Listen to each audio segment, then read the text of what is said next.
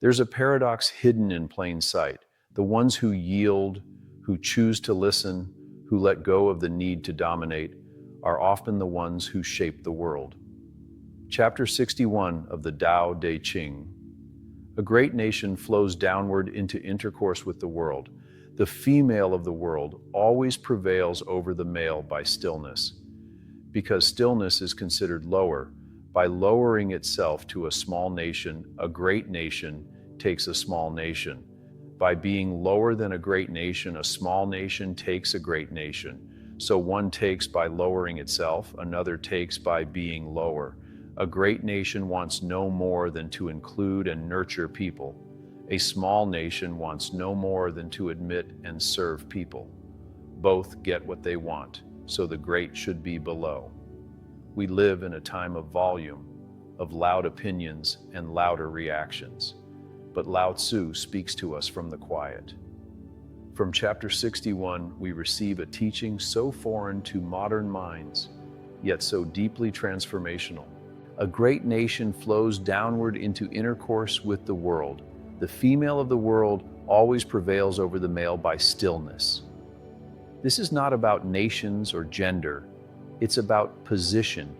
It's about energetic placement in our relationships and conversations. It's about what happens when we stop trying to be above and instead choose to be below. Let's start with a story. Several years ago, there was a coach, not just any coach, but a man revered in his field, an expert in performance psychology. He was invited to advise a struggling NBA team. This team had superstars, talent, money, but no unity. In the locker room, every conversation was a power play.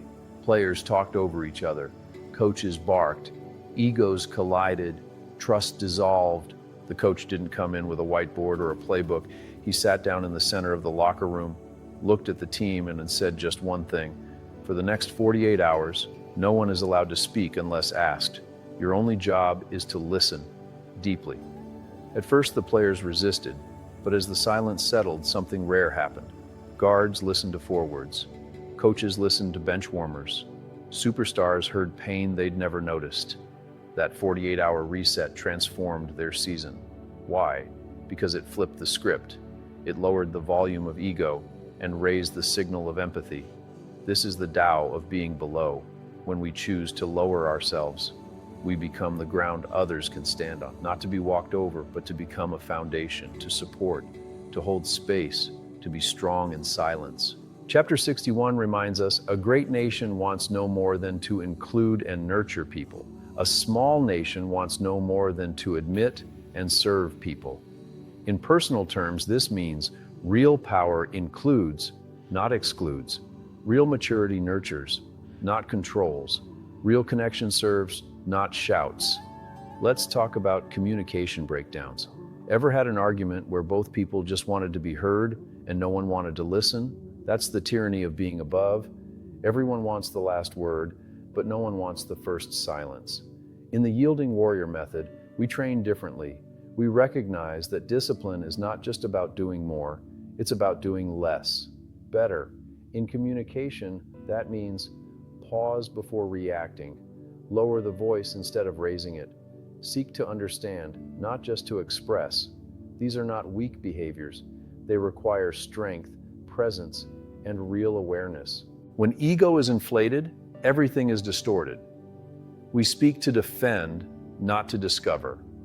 We listen for a pause to jump in, not for understanding. But when we yield, we open the door to empathy. Let me offer a framework I call energetic lowering. This is a practice of positioning yourself, not above or in front, but beneath and behind. It's the posture of support, of holding space. It doesn't mean you agree with everything. It doesn't mean you're passive. It means you are rooted. From this position, you can receive what others miss. You can respond instead of react. You can redirect the flow of tension. Imagine if every disagreement began with one person saying, I want to understand what's true for you before I speak what's true for me. That's not submission. That's leadership. Remember, water always flows to the lowest place, and yet it nourishes everything. It wears down mountains. It carves valleys. It softens stone. Let's revisit the chain we've worked with before. Thoughts become words. Words become actions. Actions become habits. Habits become character. Character shapes destiny. Now apply that to how you communicate. A judgmental thought leads to defensive words. Defensive words lead to harsh actions. You repeat that cycle and soon it becomes who you are. But catch the thought, breathe, yield, and everything changes.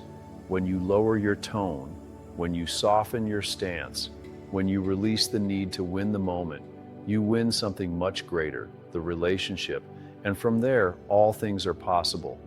I want to leave you with a short action practice. The next time you're in a conversation, especially one with tension, try this, the 3-second lowering pause. Before you respond, pause for 3 seconds. Inhale through your nose, exhale softly through your mouth. And in that space, ask yourself silently, am I listening to connect or to correct? This simple pause can rewire your brain. It can shift your energy from control to curiosity, from dominance to dialogue. The Tao doesn't ask us to disappear, it asks us to stop grabbing, to let things come by being in the right place, not the loudest place. So today, I challenge you. In one interaction, just one, choose to be below, to listen longer, to soften your tone, to hold space, and watch what happens. Not only will the dynamic change, you'll feel yourself change, more centered, more aware, more powerful in a way that doesn't need applause, because those who live by the way don't shout about it, they embody it. And that embodiment is the quiet revolution the world so deeply needs. Be soft, be still, be below, and in that, you'll rise.